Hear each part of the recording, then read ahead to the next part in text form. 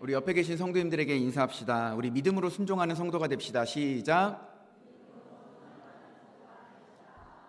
우리 한 번 더 인사할까요? 우리 진심으로 하시길 바랍니다. 네, 형식적으로 하시지 마시고 계속 시킬 거예요. 자, 우리 침묵하며 순종하는 성도가 됩시다. 시작. 네, 우리 믿음으로 순종하시고 또 때로는 침묵하며 순종하실 수 있는 저와 여러분들이 되시기를 주님의 이름으로 축원합니다. 아멘이십니까? 이 시간에는 여리고성이 무너진 이유가 무엇일까라는 제목으로 하나님 말씀 나누도록 하겠습니다. 우리가 오늘 보게 되는 성경은 여호수아입니다. 여호수아라고 하는 성경은 이 여호수아가 기록을 하였죠. 여호수아라고 하는 인물은 이 모니터 소리 조금만 낮춰주시겠어요? 여호수아라고 하는 인물은 이 모세의 후계자로서 이 수많은 전쟁을 치룬 군사 전문가입니다. 그렇기 때문에 여호수아는 전쟁이 무엇인지를 알았죠. 게다가 또 여호수아는 정탐꾼이었지 않습니까? 그러니까 이 가나안 땅을 정탐했기 때문에 위치와 정보를 다 알고 있었을 거예요. 그런 여호수아가 리더가 돼서 이제 여리고성을 정복하는 전쟁을 해야 되는 것이죠. 요단강을 기준으로 동편에 있었습니다.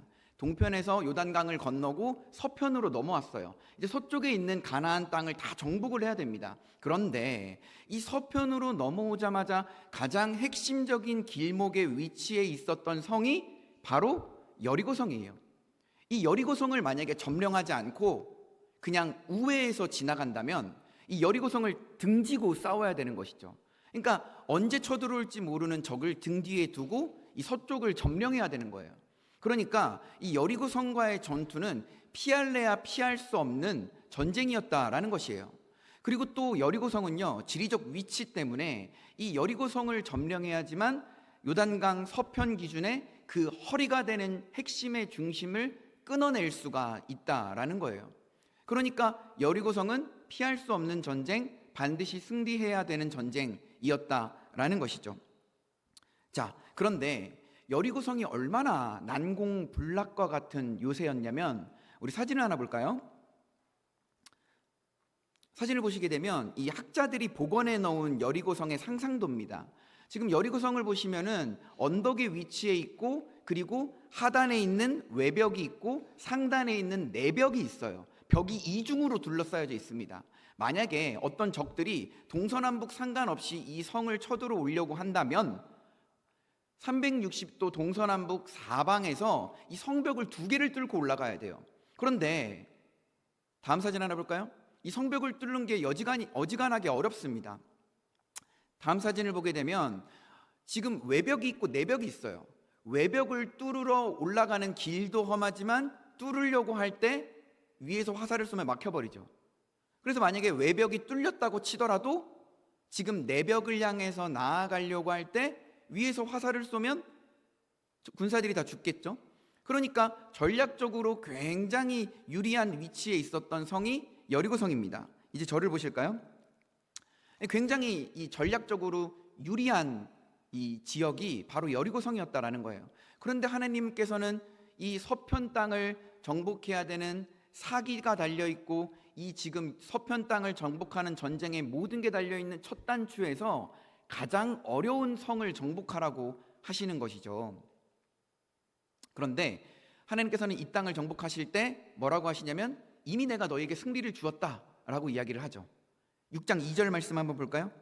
6장 2절 말씀 여러분이 한번 읽어보겠습니다. 준비 시작.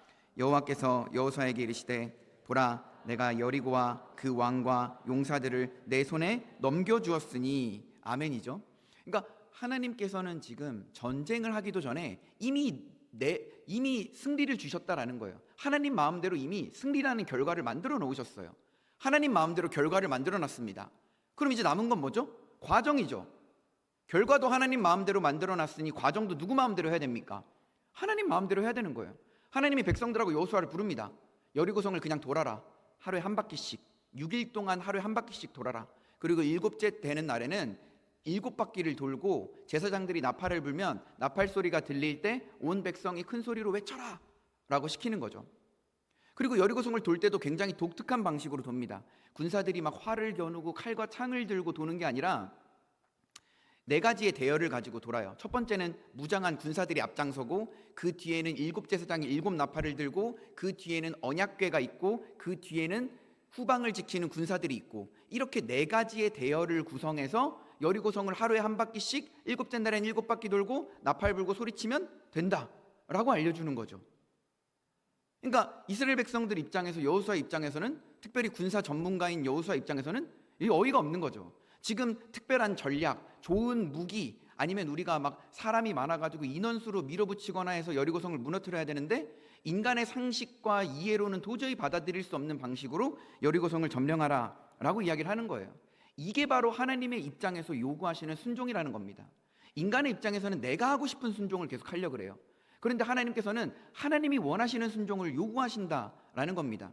그렇다면 여리고성을 점령할 때 하나님께서 우리에게 요구하시는 이 순종이 두 가지가 있는데, 이 두 가지의 순종에 대해서 한번 좀 알아보도록 하겠습니다. 첫 번째는 어떤 순종이냐? 믿음의 순종입니다. 따라해 보겠습니다. 믿음의 순종. 믿음의 순종. 여러분, 우리가 신앙생활을 하다가 보면 우리가 하나님에게 요구하는 것들이 굉장히 많죠. 굉장히 많이 있습니다. 그런데 반대로 하나님께서도 우리에게 요구하시는 것이 있어요. 그것이 뭘까요? 하나님께서 우리에게 다른 것을 요구하시는 것이 아니라 믿음을 요구하신다라는 사실입니다. 믿음으로 순종하기를 원하시는 게 바로 하나님의 마음이에요. 여러분, 믿음이 좋은 사람들에게서 나타나는 대표적인 특징이 뭔지 아십니까? 믿고 순종하는 거예요. 이 믿음과 순종이라는 것은 뗄래야 뗄 수 없는 관계에 있는 것이죠. 믿음으로 순종합니다. 그러면 결과는 누가 책임지죠? 하나님이 책임지는 거예요. 우리가 구약 성경을 보게 되면 하나님께서 믿고 순종하셨을 때 결과는 다 하나님이 책임지셨어요. 대표적으로 볼까요? 노아라는 인물을 보면 하나님이 노아한테 뭐라 그러셨죠? 노아야, 너는 믿기만 해. 믿고 순종해서 방주를 만들기만 해. 비 내리고 구원하는 것은 내가 할 거야. 아브라함아, 너는 믿기만 해. 믿고 순종해서 떠나기만 해. 너의 앞길은 내가 책임질 거야. 백성들아, 너는 믿기만 해. 믿고 순종해서 걷기만 해. 홍해는 내가 가를 거야. 여호수아야, 너는 믿기만 해. 믿고 순종해서 그냥 돌기만 해. 여리고성은 내가 무너뜨릴 거야. 그러니까 하나님이 우리에게 계속 요구하시는 게 뭐예요? 믿고 순종하는 것만 요구하세요. 결과는 누가 만드는 겁니까? 하나님이 하시는 거예요. 그러니까 믿음으로 순종할 때 결과는 하나님이 책임지신다라는 것입니다. 잠언 21장 31절 말씀을 한번 볼까요? 우리 화면에 나올 텐데, 우리 현대인의 성경 버전입니다. 우리 다 같이 한번 읽어볼까요? 시작. 사람이 전쟁에 대비하여 말을 준비하지만 승리는 여호와께 달려있다. 아멘이죠? 여러분, 사람이 아무리 전쟁을 대비해서 말을 준비하고 마병을 준비한다고 할지라도 전쟁의 승리는 누구에게 달려있는 겁니까? 하나님에게 달려있는 거예요. 그러니까 우리의 몫은 뭐예요? 과정 가운데 그저 그냥 믿고 순종하는 겁니다. 그러면 승리와 결과는 누가 책임지는 거예요? 누가 만드는 거예요? 하나님이 만드시는 거죠. 이 원리를 기억하시는 여러분 되시기를 축원합니다. 그런데 여러분, 우리가 아무리 상식적으로 생각해도 우리는 결말을 다 알고 있다고 치더라도 여러분, 방식이 너무 독특해요. 그냥 도는 거예요. 그냥 돈대요. 사람 돌겠죠. 여러분, 진짜 도는 거예요. 왜 도는지 아십니까? 여러분, 이스라엘 백성들이 전쟁을 몇 년 동안 준비했냐면 약 50년 동안 전쟁을 준비했습니다. 출애굽하자마자 이스라엘 백성들이 인구조사를 해요. 민수기 1장하고 민수기 26장을 보게 되면 두 차례에 걸쳐서 인구조사를 합니다. 인구조사를 해요. 그런데 이 인구조사의 주된 목적이 뭐냐면, 앞으로 너네가 광야를 거쳐서 가나안 땅에 들어갈 것인데 가나안 땅을 정복하기 위한 전쟁을 해야 돼. 그러니까 노예 출신인 너네들의 인구를 계수해서 군대를 인구에 따라서 잘 조직해가지고 군대를 개편해서 가나안 땅에서 벌어질 전쟁을 대비하기 위해서, 군대를 조직하기 위해서 인구를 계수했어요. 인구도 계수했죠. 몇 차례 전쟁도 거쳤죠. 지금 전쟁할 사람도 있고 전쟁할 준비도 됐고 싸워서 정복해야 되는데 하나님은 싸우지 말고 뭐 하라 그래요? 돌라 그러는 거예요. 약 50년 전부터 싸울 준비 다 하고 군대 조직 개편 다 하고 광야에서 대열을 거쳐가지고 지파별로 그렇게 돌고 전쟁도 몇 차례 거쳤는데 이제는 싸울 준비 다 시켜놓고서 싸우지 말고 그냥 돌라는 겁니다. 왜요? 인간의 전쟁이 아니라 누구의 전쟁이에요? 하나님의 전쟁이기 때문이죠. 인간의 방식대로 하는 게 아니라 하나님의 방식대로 해야 되는 것이죠. 그러니까 전쟁의 시작부터 믿음으로 순종할 것을 요구하고 계셨다라는 사실이에요. 여러분, 이스라엘 백성들이 광야를 40년 돌았어요. 40년. 근데 7일을 못 돌까요? 여러분, 이스라엘 백성들이 광야를 걸을 때 40년 돌 거라고 아는 사람 아무도 없었어요. 언제까지 걸어야 되는지, 얼마나 걸어야 되는지 모르는 채로 그냥 걸었습니다. 근데 여리고성은 뭐예요? 7일만 돌아라. 딱 정해져 있잖아요.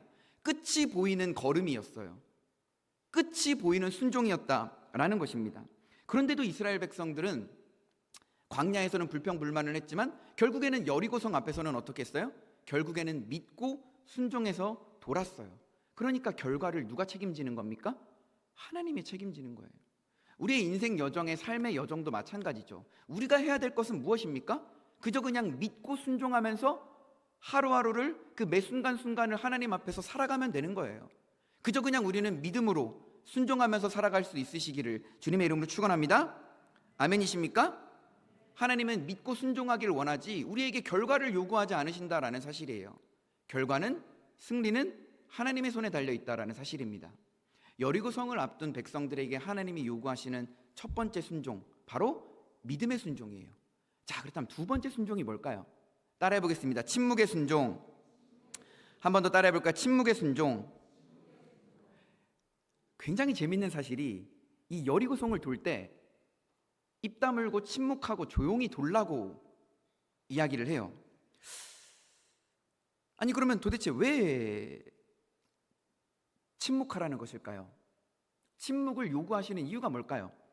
이스라엘 백성들이 광야를 40년 동안 살면서 죄를 굉장히 많이 지었습니다. 그런데 이 모든 죄들의 근본적인 원인이 뭐냐면 말이에요. 불평합니다. 불만해요. 원망해요. 비판, 욕합니다. 여러분, 이스라엘 백성들이 어떻게 했죠? 먹을 거 내놔라. 애굽으로 돌아가겠다. 왜 이거 주냐? 왜 우리를 이렇게 고생시키냐? 모세 욕하고 아론 욕하고 하나님이 세우신 사람들을 비판하고 욕했죠. 여러분, 하나님이 세우신 사람들을 비판하고 욕한다는 것은 누구를 욕하는 것과 다름없습니까? 그들을 세우신 하나님을 대적하는 것과 다름이 없다라는 것이죠. 하나님에게 도전한 것이죠. 불평, 불만, 원망, 비판, 욕, 하나님이 이걸 다 들으셨어요. 말씀을 볼까요?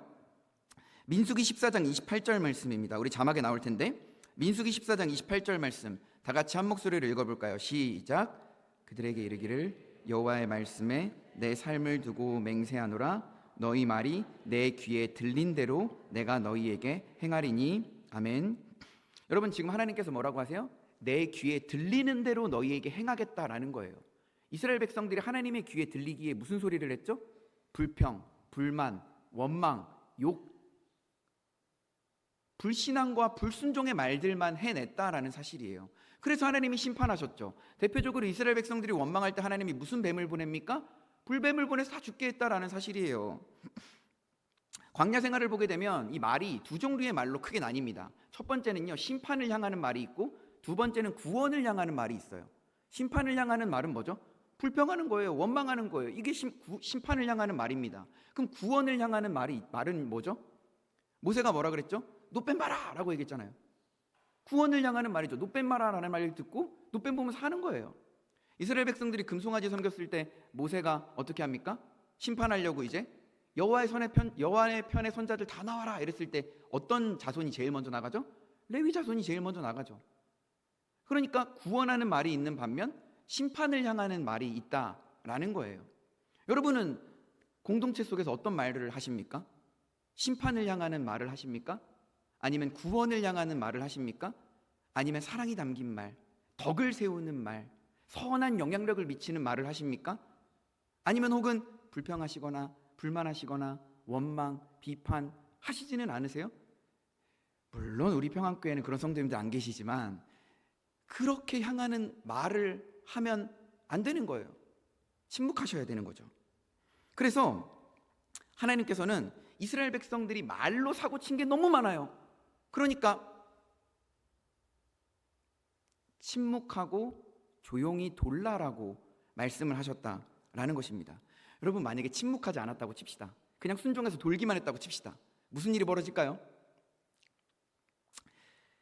돌 때 이제 불평불만이 나오겠죠. 아니 이거 왜 돌아야 돼? 40년 돌지 않았어? 또 돌아? 아니 왜 돌아야 되는데? 돌겠네 진짜. 아니 그리고 하나님 신실하신 분이라며 하루에 한 바퀴씩 돌았으면 일곱째 날에도 한 바퀴 돌아야지 왜 일곱째 날에만 7바퀴 돌아? 일곱째 날 다 한 바퀴씩 돌아야 되는 거 아니야? 그럼 또 옆에 있는 성도님이 얘기하죠. 땡땡땡 성도님 열받지 않아? 이거 진짜 이거 이렇게 도는 거 아니지 않아? 아니 군대는 왜 만들었어? 전쟁도 안 할 거면서 군사훈련 왜 시키고 군대 조직 왜 시키고 우리 왜 그렇게 힘들게 했어? 아니 그리고 전쟁을 할 거면 빨리 기습작전으로 쳐들어가 가지고 전쟁을 해서 함락시키고 이겨야지 적에게 우리가 어디 있는지 다 보여주고 이렇게 그냥 조용히 말 안 하고 돌다가 성벽 위에서 화살 쏴서 맞으면 어떡할 거야? 그럼 우리 어떡할 거야? 도망갈까? 같이 도망갈까? 이러면서 불평, 불만과 불신앙의 말들이 나올 수 있겠죠. 그리고 또 물어볼 수도 있겠죠. 땡땡땡 성도님 안 답답해? 나 너무 답답해. 아니 도대체 이거 전쟁 이렇게 해야 되는 거 맞아? 교회를 이렇게 하는 거 맞아? 아니 사실 내가 입을 안 떼려고 그랬는데 내가 사실 말을 안 하려고 그랬는데 말을 안 하려고 그랬으면 안 해야죠. 굳이 입을 떼고 말을 해가지고 말이 굉장히 무섭습니다. 특별히 우리 그리스도인들 성도들의 말은요 생명을 살려야 되는 말인데 혹은 덕을 세우지 못하거나 생명에게 상처를 주는 말을 하고 있는지를 아닌지를 우리가 되돌아볼 필요가 있다라는 것이죠. 하나님께서 왜 침묵하라고 하셨을까요? 우리의 생각이 튀어나올까 봐 그래요. 우리의 생각이 튀어나오는 게 아니라 누구의 생각대로 해야 됩니까? 하나님의 생각대로 해야 돼요. 내 지혜보다 하나님의 지혜가 더 크신 걸 알기 때문에 하나님의 지혜와 지식을 쫓아서 순종해야 된다라는 사실입니다. 여러분 각자의 생각이 왜 없겠어요? 하지만 하나님의 생각대로 해야 되는 것이죠. 우리가 살다가 보면 신앙생활을 하다가 보면 이 문제나 어려움 가운데 처할 때가 있습니다. 그럴 때 우리가 선배나 아니면 사람 혹은 누구를 찾아가서 조언을 구할 때도 있죠. 그런데 때로는 우리가 문제나 어려움이 닥칠 때 하나님 앞에서 침묵하면서 기도해 보는 것은 어떨까요? 그 가운데 하나님께서 주시는 메시지가 반드시 있을 것이라는 사실입니다. 아멘이십니까? 여러분 내가 이해되지 않을 때 내 생각과 다를 때 그때는 말이 앞서서 나가기보다는 잠깐 멈추고 침묵하면서 기도하면서 생각해보고 나의 말이 사랑을 담은 말인지 비판을 담은 말인지 구원을 향한 말인지 어떤 말인지를 한번 점검해보고 진단해보고 말해보는 것은 어떨까요? 문제와 상황 앞에서 우리가 믿음으로 순종하고 또한 때로는 침묵으로도 순종하실 수 있는 저와 여러분들이 되시기를 주님의 이름으로 축원합니다. 아멘이십니까? 여러분 하나님께서는 믿음의 순종을 요구하셨고 침묵의 순종을 요구하셨어요. 이 두 가지의 순종을 요구하시면서 여리고성을 무너뜨리셨습니다. 오늘 말씀의 제목이 뭐죠? 여리고성이 무너진 이유가 무엇일까? 여리고성이 무너진 이유가 무엇일까요? 하나님은 보여주시고 싶으셨던 거예요. 믿음으로 순종하지 않아? 그러면 여리고성도 무너질 수 없어. 그리고 남아있는 모든 가나안 땅을 정복하는 전쟁에서 승리할 수 없다라는 것이죠.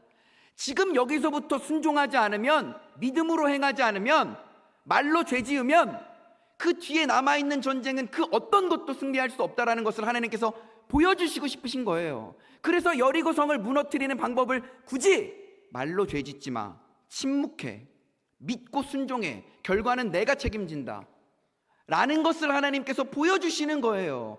이 여리고성, 불가능할 것 같은 여리고성을 함락시키시면서 하나님께서 말씀하시고자 하시는 의도가 이거였다라는 사실입니다. 그래서 여리고성을 굉장히 독특한 방법으로 무너지게 하셨다라는 거예요. 아멘이십니까? 믿고 순종할 때 결과는 내가 책임져. 때로는 침묵해. 광야에서 그렇게 말하면서 죄 지었는데 더 이상 말로 죄 짓지 말라라는 것을 하나님께서 보여주셨다라는 사실입니다. 사랑하는 성도 여러분, 오늘 우리 금요기도의 시간이니까 이 여리고성의 말씀을 우리가 특별히 좀 기도의 관점에서 한번 적용을 시켜볼까요? 우리에게는 다 각자의 여리고성이 있습니다. 기도로 무너뜨려야 될 난공불락과 같은 장애물이 있다라는 것이죠. 기도로 무너뜨리고 싶고 정복하고 싶고 응답받고 싶은 그런 여리고성이 우리에게 다 있을 것입니다. 여러분, 그럴 때 우리는 어떻게 해야 될까요? 믿고 기도하면 됩니다. 그리고 믿고 그냥 여리고성을 이스라엘 백성들이 돌았듯이 믿고 기도한 다음에 그냥 우리도 우리의 삶을 살면 돼요. 그러면 하나님께서 하나님의 때에 하나님이 원하시는 방법으로 응답하실 것입니다. 그 무너져야 되고 응답받아야 되고 해결돼야 되는 여리고성 같은 문제가, 기도로 뚫어내야 되는 그 문제가 그저 그냥 믿고 기도하면서 우리의 일상생활의 삶을 믿음으로 살아낼 때 하나님은 자신이 원하는 때에 자신이 원하는 방법으로 응답하시고 무너뜨리실 거예요. 할렐루야. 그래서 여러분들 15세기에 종교개혁을 일으켰던 유명한 칼빈이라고 하는 이 종교개혁자는 그의 저서 기독교 강요에서 기도라는 것을 이렇게 정의 내렸습니다. 기도는 인간이 하나님에게 믿음을 표현할 수 있는 최상의 표현이다 라고 얘기를 했어요. 인간이 하나님에게 내가 하나님을 믿습니다 라고 할 수 있는 최고의 표현이 뭐냐? 기도라고 주장했다라는 사실이에요. 여러분, 믿음으로 기도하시기를 주님의 이름으로 축원합니다. 여러분, 믿고 순종할 때 여리고성이 무너졌듯이 우리도 그냥 믿고 기도하고 여리고성을 돌듯이 일상생활의 삶을 살면 되는 거예요. 그러면 응답과 결과는 하나님에게 달려있는 것이라는 사실입니다. 그리고 또한 여러분, 여리고성을 돌 때 백성들이 인내했겠죠. 40년을 돌았어, 또 돌아야 돼. 이해되지 않는 방식으로 생명의 위협을 느끼면서 돌았다라는 것이죠. 말도 하지 못하는 채 침묵하면서 인내하면서 돌았습니다. 하나님께서는 계속해서 응답해 주시지 않아요. 기도에도 무응답만 있습니다. 그런데 여러분, 우리가 기억해야 될 것은 무응답도 응답이라는 사실을 기억해야 된다라는 것이죠. 때로는 또한 우리가 기도할 때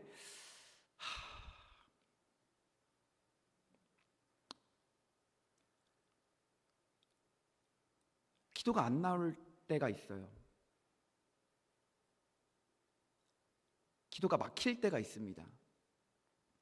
한숨조차 나오지 못한 채 가슴이 그냥 먹먹하고 답답할 때가 있어요. 그렇게 그냥 말없이 하나님 앞에 앉아 있을 때가 있습니다. 여러분, 그런 침묵도 침묵의 기도예요. 아멘이십니까? 여러분, 하나님 앞에서 호흡하는 것도,